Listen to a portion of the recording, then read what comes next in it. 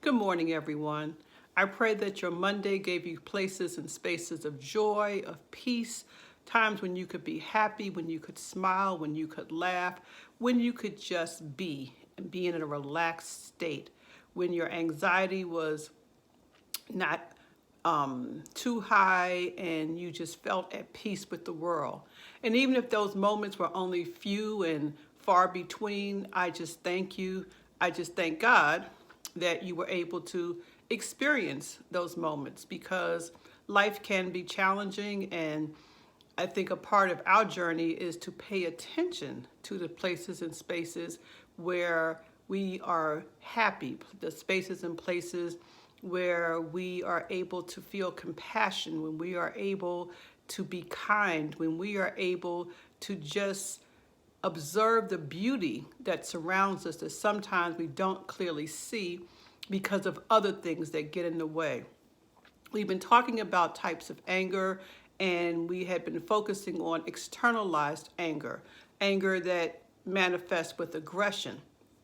And the reminder is one way that you can begin to work on that, if that is you, is to first acknowledge that this is what you do, that you explode, to believe that things can be different, that you can be healed, that you do not always have to respond like that, that that does not have to be your go-to, that your response came from somewhere.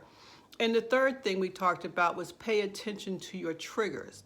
Pay attention to the triggers that trigger you from the outside, and pay attention to what happens to you on the inside when you get triggered. When you begin to explode, I guarantee you, if you are able to pay attention, you'll notice that your hands may begin to clench, your heart may begin to race, you may begin to perspire. It may be hard to focus. So to pay attention to those things. Today I want to talk about a second form of anger, anger turned inward, anger that can be manifested as depression. Now let me be clear, I'm not saying that all forms of depression are from anger. I am not saying that at all. There's something called clinical depression that comes about due to chemical imbalances in your brain. Those can be treated also. But what I am talking about is expressions of anger.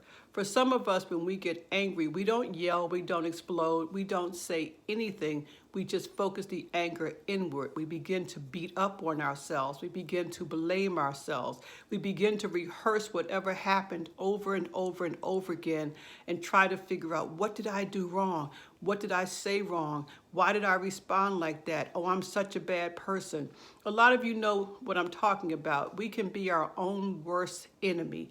We can make ourselves feel worse than anybody else can. And we do that a lot of times, or we learn that when we're angry. You may have seen some children or some people, when they get angry, they hit themselves. They want to harm themselves. Some people, when they get angry, they turn it inward and they cut as a release for the intense pain. For some people, when they get angry, they may try to punish themselves by depriving themselves of things that they really like, that they really enjoy, because they feel like they don't deserve it.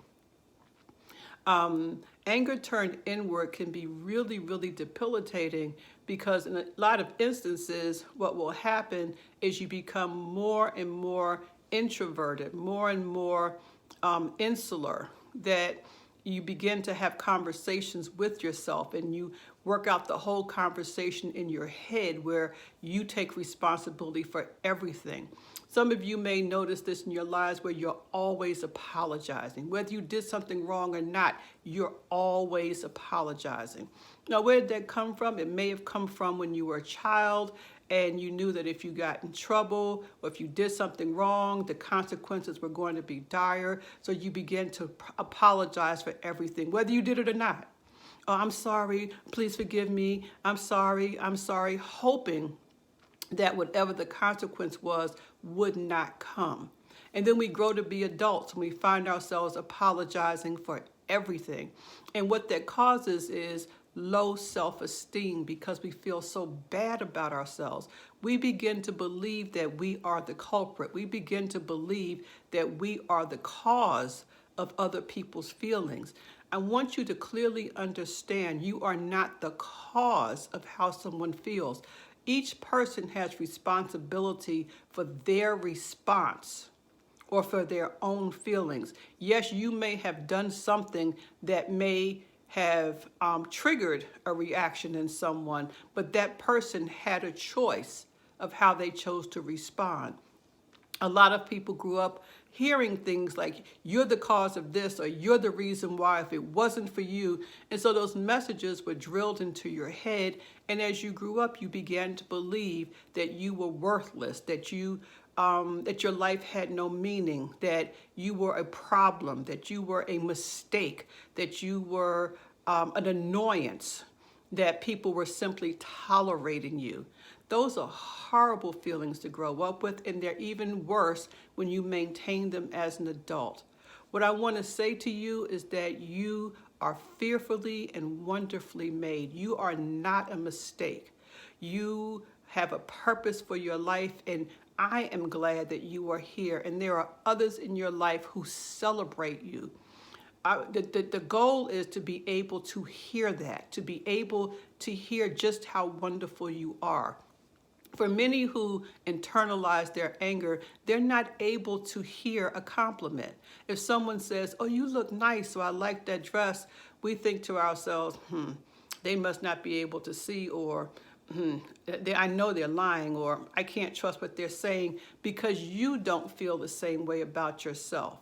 So one way to practice is we practiced earlier a couple of weeks ago about writing things that we liked about ourselves, and we've been practicing our affirmations. But also in reference to anger, what I want you to practice is when you feel yourself feeling angry, when you feel yourself feeling annoyed, when you feel yourself getting ready to apologize, I want you to ask yourself a simple question. Why am I apologizing?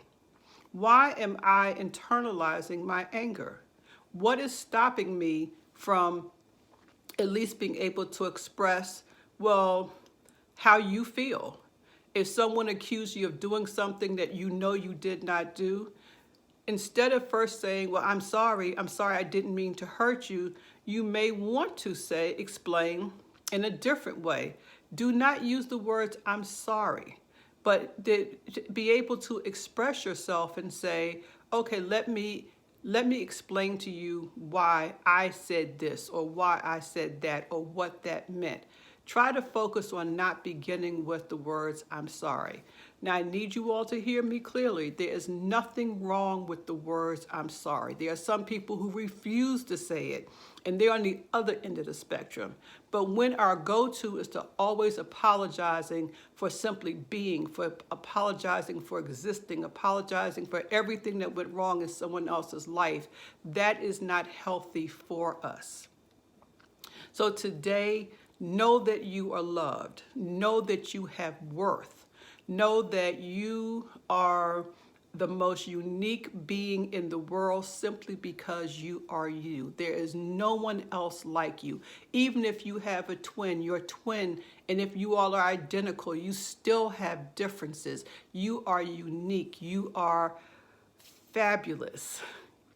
You are one of a kind, and your life has meaning. Know that I love you, and my prayer is that you will learn to love yourself equally as much on purpose. Talk to you tomorrow. Love you. Bye-bye.